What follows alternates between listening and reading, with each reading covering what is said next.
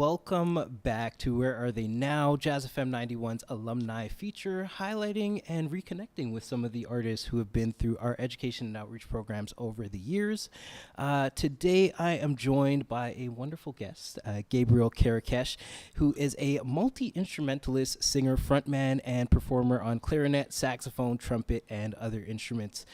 Since leaving home at a young age to pursue a career in music, Gabriel has performed with many Toronto and New Orleans icons and bands, performing at festivals and stages throughout the GTA and several corners of the globe. Before the pandemic, he played in up to 12 shows weekly and was a resident performer with the Happy Pals New Orleans Party Orchestra. And during the pandemic, he ran Toronto Park concerts, bringing music and connection to the community. In 2023, he returned from years of recovery due to music-related injuries and is now co-managing the All Angels Jazz Band. Gabriel, thank you so much for being here. Hello. Yeah. Hello. Thanks for having me. Of course, of course. So we're going to try to keep it to 30-ish minutes. 30-ish minutes. 30-ish minutes. Yeah. Greater or less than. There we go. I mean, we have almost 20 years of your life history to cover. Oh, gosh. Yeah. And in, like, regular people years, that's like 50. Awesome. So I want to jump all the way back to 2007, if you will permit me. That was a long time ago. Yeah. I have very bad memory, so I won't blame you if the details are foggy. So 2007, that was the first year that the Jazz FM 91 Youth Big Band, it was the year it started. Yeah. And you were one of the members of the band that year. Yeah. Can you tell me, even before we get to the band actually, what brought you into music? What started off your journey? Yeah, so my family, lucky for me, is fairly musical. I grew up in a household where my oldest brother played the bass trombone, and my middle brother played the tenor saxophone, and they're 11 and 16 years older than me. Oh, so my goodness, yeah. I basically had like kind of adult figures, essentially, or near adult figures in my life playing music at home. That was kind of beneficial to my upbringing, and then they left pretty early, so I was like, oh, where did everybody go? And by the age of 10, my elementary school had like a band class option. Right. And I asked my brothers, the trombone player was like, you should play the trombone, and like me, and the other brother was like, you should play the sax like me, and my mom was like, don't hurt your back and your shoulders, like your brothers, play something small like the flute or the clarinet. Mm-hmm. And I wasn't going to play the flute. I mean, that's a girl's instrument. I just got into it like last year. I love it. It's a beautiful instrument. It fits in my bag. My sax does not fit in my bag, so it's convenient as well. You should get a camping bag that will fit your saxophone. You're right. And I do that because now that I play like the trumpet and the sax and sometimes clarinet all together in one gig, I might have to take all of them, and I just stick my sax in the camper. Yeah, and it's really great. Yeah. So what instrument did you decide would be your first instrument? I decided on the clarinet. Beautiful. I thought I would be like the next Benny Goodman. Like I'm sure every clarinet so desires. Yeah, no Squidward influences there. No. I was not influenced by Squidward in the slightest, and I cannot do his accent, so don't ask me. Awesome. So you started off on clarinet. My records show that when you got to the youth big band, you were playing tenor sax. Yeah. So in grade 9, when I got to high school, they put me on the tenor saxophone. Much to my frustration and disappointment, like Benny Goodman was rolling over in his grave or whatever. And within like the first couple of weeks, I had heard the bass line to Herbie Hancock's Chameleon. Yeah. And I was like in band class, and I was miserable or whatever, and the Barry sax player just starts going dum dum dum dum dum dum dum dum dum dum dum, and I just kind of did one of those like and hit puberty right at that moment, I suppose. and have been like inspired by like funk and modern music Yeah, yeah. at that point beyond. Whereas before, like my parents were kind of like classical music, opera, Right. old jazz, Yeah. you know, Jelly Roll Morton Yeah. type thing, Sidney Bechet, etc. So I was kind of in that world, but then I realized there was this whole other world, and was inspired by like, yeah, for sure, Herbie Hancock, Michael Brecker, Roy Hargrove, Right. you know, Yeah. and so on and so forth, and finally kind of got into that Yeah, type yeah. of music. Yeah, awesome. So let's talk youth big band real quick. How did you hear about the band in that first year? I think I believe that I had already dropped out of high school. So I went to New Orleans with my high school band. Yep. Like the band class at Rosedale Heights. Shout out Rosedale Heights. Hey. Apparently I had the best year. Yeah, yeah. And that was the best year, and it was just downhill from there. But that's not my problem. Sorry, guys. It wasn't me. And we toured Nashville, Birmingham, Detroit, and New Orleans at the end Amazing. to record at Levon Helm's studio. Yeah. And when I was down there, like, just fell in love with the place. Yeah. Met a woman named Ms. Pearl in a fluffy pink tutu and a fluffy pink hat, riding a spray painted silver tasseled bicycle with an alcoholic energy drink in one hand, and she's like, "Y'all should come on down. Come on down." She had a bunkhouse at 12 Alvar, the last brick road in at No least the way. Bywater, perhaps New Orleans. Apparently, she laid down in front of the machines to keep the bricks, and is now the only part of the Bywater pre-gentrification that still has good roads, Yeah, yeah.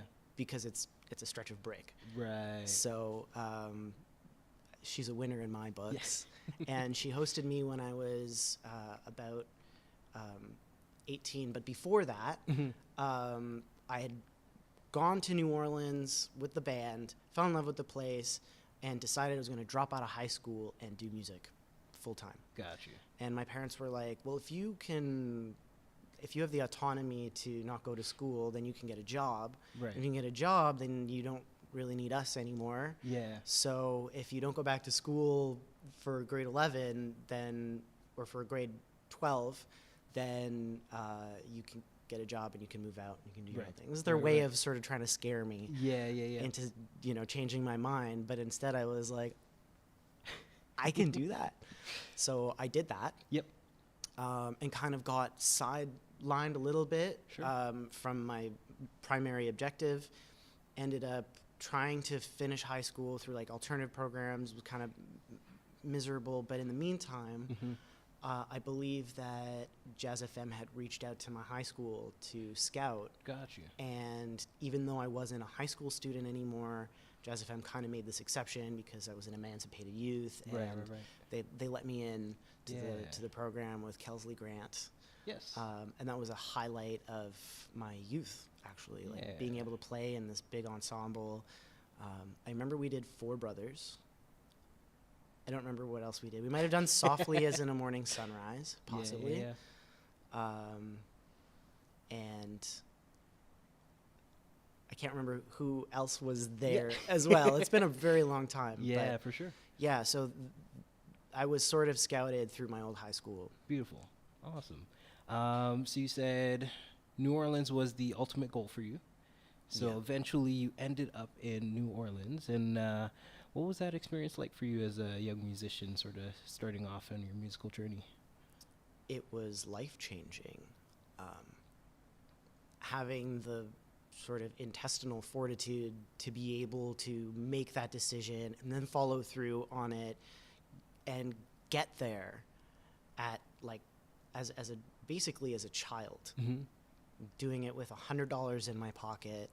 The community of music that goes on down there, like the goodwill and the generosity and the support and the connection and the the intimacy of the people, as well as the intimacy of the ensemble skills of the musicians in every genre, right? Yeah. Like New Orleans isn't just like what people call trad jazz, which isn't actually a New Orleans style. Trad is normally described as what the British did once they rediscovered New Orleans music. Gotcha. But that's just a fun, nerdy fact. In all of the genres, they are really, really serious about their communication Yeah.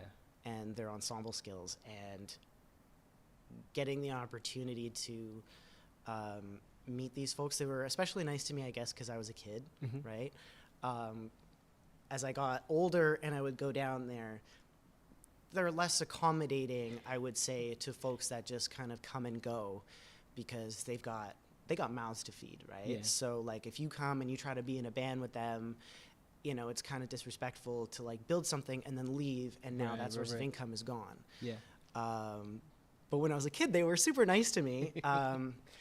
And especially JJ from Smokin' Time Jazz Club, he actually printed out like probably over 100 songs just as lead sheets, Yeah. and like put it into like a Honey Nut Cheerios box, like folded real nice, like in a special dossier kind of way. Right.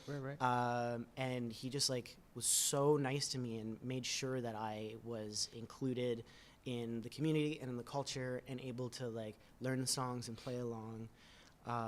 And he sometimes invited me to like play gigs too. Yeah. And I just started out playing clarinet on the streets of New Orleans, Right. learning these things. And I don't think I would be anywhere close to the emotive, like expressive kind of player that I am today. And the accompanist, the kind of like ensemble accompanist Yeah. that I am today, being able to like listen to what my peers are doing on stage and be part of the whole instrument. Mm-hmm. I think that's something that you kind of only get to learn from your musical aunties and your musical uncles. Right.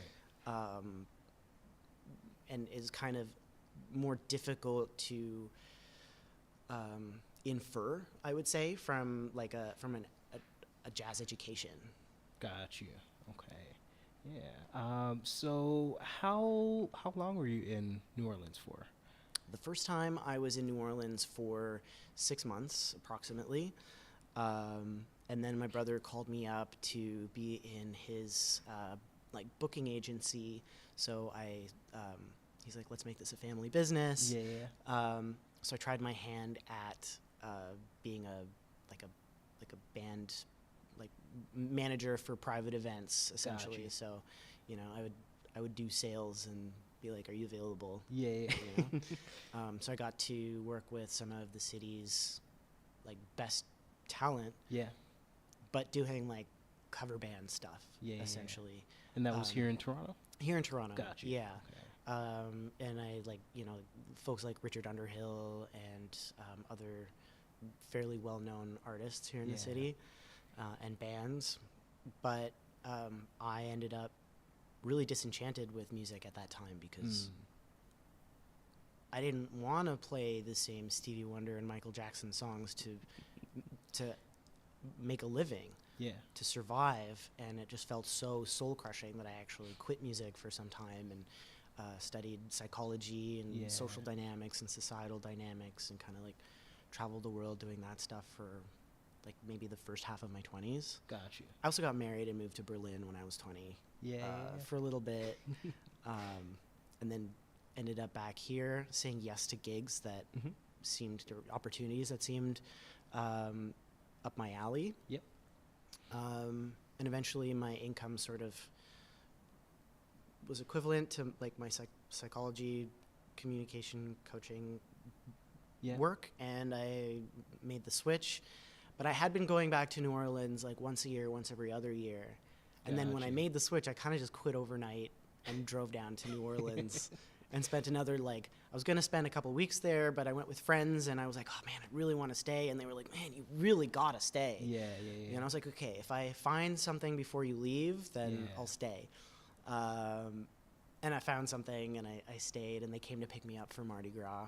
And I ended up playing in a Mardi Gras parade with the Cork Papas, with Freddie Lonzo and Greg Stafford, and a few other like New Orleans icons, and we paraded through the French Quarter, which is kind of like, there's lots of parades, but not a lot of parades go through the French Quarter, right? Like, so I felt really special.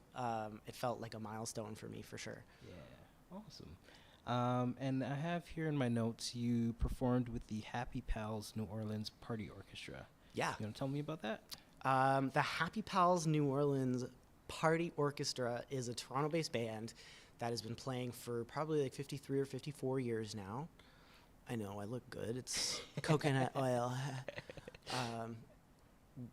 and avocados. I'm just kidding. It's neither of those things. I am not close to 53 or 54 years old, but the band is, and they're a historic, traditional jazz band, traditional New Orleans jazz band that plays the revival style of dance hall jazz that never left New Orleans until those trad guys, the British folks, went back down to New Orleans asking the question, where did all of this music come from? At that point, it was like, like it was Django and jump jive and swing and like big band stuff. And some folks went down and just like with tape started recording the bands in the dance halls, and that became what's called New Orleans Revival. They even, like, Bunk Johnson is a very famous trumpet player. If you don't know Bunk Johnson, you definitely got to check him out. By the time they had found him, he had already stopped playing for 15 years, more or less, and lost all of his teeth. Oh, no. And they stuck some fake teeth in his face, gave him a trumpet, and now, like, all of that music was revived with him and, like, George Lewis and Big Jim Robinson, like all of these folks who never left New Orleans, who basically as children invented the styles that evolved into everything that we listen to today. And I feel endowed with these like deep cuts and like secrets that nobody else knows, making me like the only clarinet player in the country who can do any of this stuff with fluidly like translating from one subgenre to the next subgenre. Like, I'm not the only clarinet player in the country who can play this stuff. There's also I only really know of two other people in Toronto at least. There's Sean McCarthy and Laurent Humeau. And both of those guys are super amazing in the traditional side. But aside from that, there's really nobody else that I know of in the country who can like seriously approach traditional historic preservation music of jazz. So it's, I feel special, but I also feel lonely. And I hope that if there are any young musicians out there who are watching this, who don't know why the music they love sounds so good, to like really explore that traditional original folk music that was jazz, because all of the secrets, all of the deepest, darkest secrets that make not just jazz but like the popular music that comes from the West that we love sounds so good, it's all in there. Every little bit, like electronic music, it's in there, like funk music, it's in there, like bop, post bop, like it's all in there. Everything from your favorite artist that makes you feel so good, it's in there. And I don't want us to run out of time, so we're gonna have to keep moving. But with the Happy Pals New Orleans Party Orchestra, want to make sure I get it right. You can just say the Happy Pals. Is that a band that's still ongoing? Yep, Grossman's Tavern every Saturday afternoon. Yeah. Tell Patrick Gabriel sent you. Awesome. So, pandemic happens. Yeah. You had mentioned that you went through some music-related injuries. Did that happen pre or post-pandemic? The mental ones or the physical ones or the spiritual ones? Which one do you want to dive in? Which one do we have time for today? Well, none of them really, but the short version is that because I didn't go through the quote-unquote traditional pedagogical jazz experience, I was like alone from the age of 16 to pursue that education, pursue those skills and that training. And I had to do everything by ear, and I had to do everything on stage because I never had a place that I could practice. I never had a time that was convenient for roommates or even family. Before leaving home at 16, I couldn't play music at home. Like, that was punishable. So I really had to be inspired by the movie The Pianist, which I don't know if you've seen. I have not. The short version is that to survive Nazi occupation, a pianist had to get barricaded into a secret room, and somehow, like, he was forgotten about. And all he had was his like himself. There was no food, there wasn't a piano, there wasn't anything. So there's like this scene where he's like lying on the floor and he's like playing this invisible piano, and it kind of like cuts to like him performing, but it's just him like with his imagination playing. And like the movie Sherlock with the Mind Palace, or the show Sherlock, I built myself instruments inside my mind and in my imagination to learn how to practice without having anything available, and then explore those skills more deeply while I was on stage. So my performances and my practice were squished together. And I had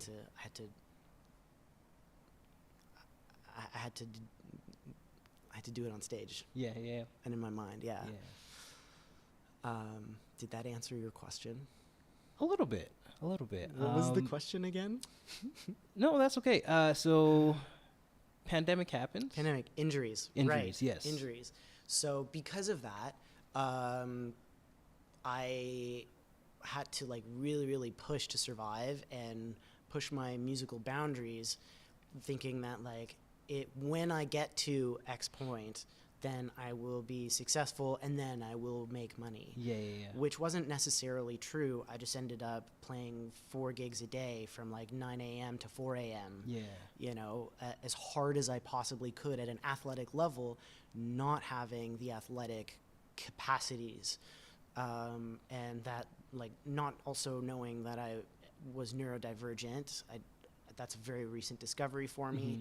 And just like the chronic trauma of like trying to survive and trying to be part of a music community that basically had an education and I didn't. And trying to relate to folks who spoke a language that I didn't, while I'm trying to like kind of tease out that language by ear. You know, so I developed early in some things and late in other things, which is vice versa for the educated university-educated musician. But having to push so hard destroyed all of my joints. Like, I still have, I got this cool Chinese medicine patch that is fixing this right now. This is pretty much the only spot that hurts though now. Right? Which is like my clarinet octave key pretty much. But by the time the pandemic hit, I was physically disabled for 3 years. I sat with my hands on my lap and like unable to really type, unable to wash my own dishes, picked up the trumpet just before, and now I can't lift my arms up. Got all this inflammation. I've got like digestive issues, just like the slow descent from the age of 16 to 30 of performing at an athletic level, not eating properly, not sleeping properly. I was smoking cigarettes, and I was just in a constant state of anxiety and stress, and my body just couldn't handle it. So I went to YouTube University, and Google University, and I spent those 3 years learning about health and wellness, nutrition, anatomy, fascia. If you don't know about fascia and you play music, you're insane. I learned about martial arts, right? Like the philosophy of martial arts and internal martial arts, Chinese medicine, and supplements, as well as neurodivergence, now that I know these things, and like probiotics and like gut health and like brain health and all that. This is maybe my third year back, and I pretty much have the embouchure that I used to have has returned, but it's probably going to take me another year or two to train in a healthy way to get back to where I was. And how have you been able to find that balance as you sort of re-engage with the musical side of yourself? It was a pretty catastrophic time, like not being able to work, and like not knowing if I was ever going to play music again, and having to find a way to survive. It took me a long time to figure that out, and it was an existential struggle. Like it was basically a fight for my life. So, I've decided that now I'm going to like keep the strength that I have and train like an athlete and treat my body like an athlete.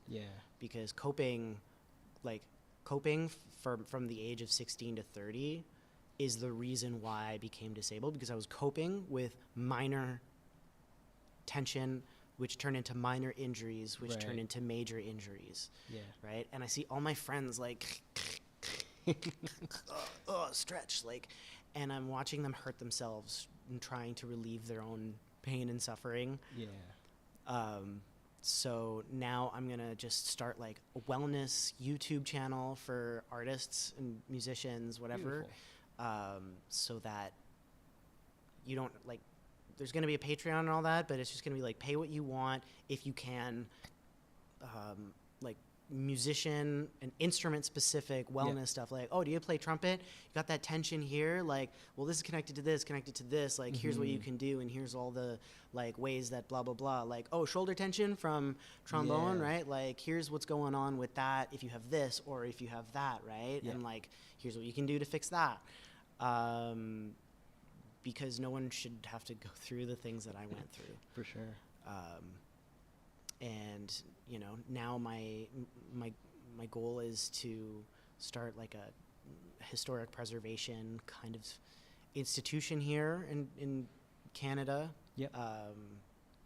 to provide like the cultural education and understanding of jazz, and to bring the last living folks who played that music to tell their stories, and to archive the last living members of the history of jazz.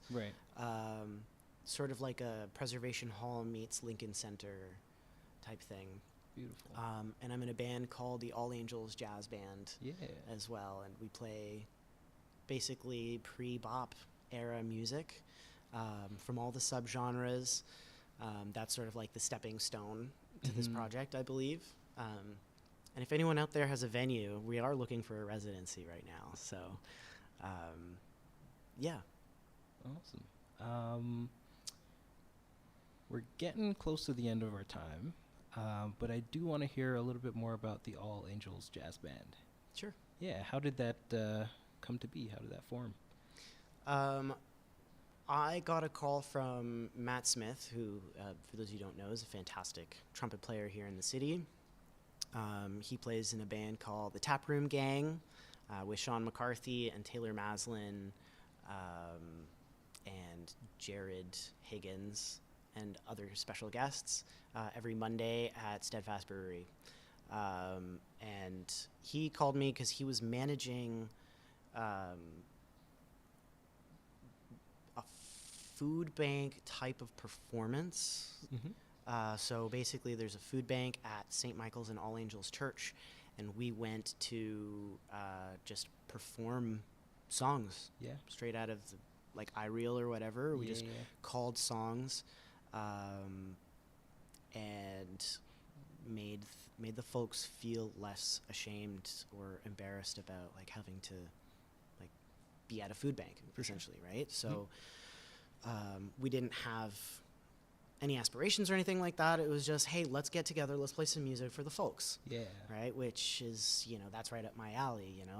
Jazz is a folk music first and foremost, and this is where the music is supposed to happen. Right. This is how jazz started in the first place, is social aid and pleasure clubs, and from the church. So right up my alley. Started playing. It was me and Gary Murphy, father of the Murphy clan. If you don't know the Murphy clan, I'm sure you do. And Chris Kettlewell from Mosquito Bar, and myself, essentially, and Nolan Murphy, also from the Murphy clan. And we would just play every Wednesday. Eventually, they hired us for a special fundraising event. We got an honorarium, and it was our first official gig, and we didn't have a name. And we were kind of looking around I don't know, what should we name ourselves? What? Pastor Jenny, who runs the food bank, called us the All Angels. And it's a great name. My name is Gabriel, in case you didn't know. So I think that's quite fitting name, and I'm really excited to be part of the group. And we just, we played just a few songs, right? The food bank is short. People line up, and now it went from being outside to in the actual chapel. Right. So we get to perform in this beautiful room and help people feel that life is worth living. Yeah. And to not feel ashamed for needing help, and providing that joy of life, the joie de vivre. And I feel blessed to be part of this band. It's really, I haven't had the opportunity since the pandemic to get back into being in a traditional jazz anything, or an early jazz anything. And so I'm grateful, and I'm honored to be part of it. Beautiful. So I believe we are right at the end of our time, but before we go, I do want to ask you one more question. We've gone through a lot of your history, a lot of things we couldn't fit into our time today. But if you had the opportunity to speak to a young musician, either thinking of yourself or young musicians today, what is one piece of advice that you'd give them?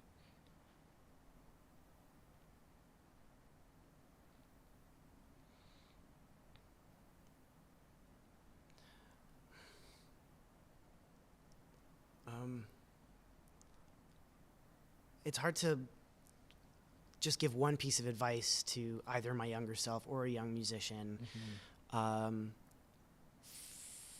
First of all, to be a musician doesn't mean suffering. You don't have to suffer to be a musician. You don't have to, you don't have to go to university, but if you do, beware of the fact that university doesn't teach you how to play, it teaches you what to play. And the way you find out how to play is by honoring your musical ancestors. Okay, there's a lineage of folks who played the music that then inspired somebody to play the music that inspired somebody to play the music that your musical hero played. And if you want to represent the genre of your heroes, then you better study the genres of their heroes, because that's where they learned how to play what they play. Okay, and your soul and your spirit will be crushed if you try to play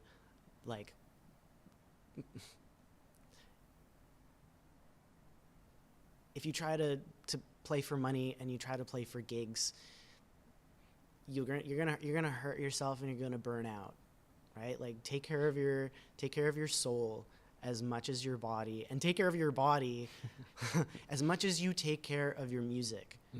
Okay, because the whole thing is connected, and if you don't experience a sense of connectedness in at least your music and your mind and your body, if not with your community or with the the genres that are available to you, like, reach out to me. Best advice, call me. Awesome. And on that note, where can people find you? You can find me on Instagram at Sword and Trumpet. That's Sword and Trumpet, all one word. And that's probably the best place to find me. Instagram. Yeah, on Beautiful. Instagram at Sword and Trumpet. Awesome. Well, Gabriel, I think I will let you go now. Thank you so much for being here. It's been a Thank pleasure you very much for having me. It's been a pleasure to hear about your story. Thank Pleasure you to very talk much. to you. And to our online viewers, thank you so much for tuning in. And